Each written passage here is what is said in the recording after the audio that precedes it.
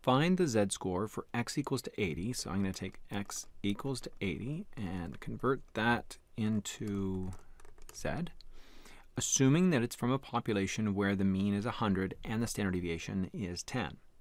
So it's either going to be A, that z equals to negative 0.5, or B, z is equals to negative 2, C, z is equals to positive 2, or D, z is equals to negative 20. All right, so I have my score of 80, and I've got a distribution or a population where the mean is 100 and the standard deviation is 10. Now, once again, I'm going to remind you that z-scores measure how far you are from the mean in terms of how many standard deviations you are from the mean.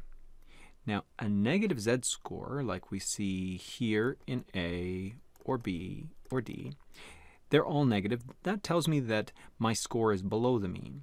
And 80 definitely is below 100. So it's going to be either A, B, or D. It can't be C because C is showing me a positive z-score. That means that my value of x here is, if I had a positive z-score, that would mean that my value has to be above the mean. And it's not. 80 is not above 100. So I can rule out C right away.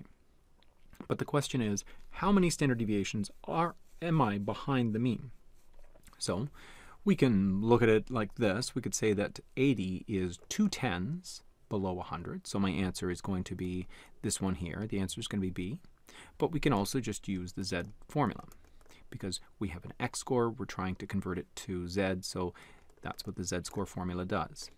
So we just do 80 minus the mean, which is 100, over the standard deviation, which is 10.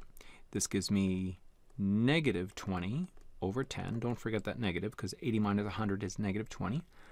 And so this comes out to be negative 2. So again, the answer is B.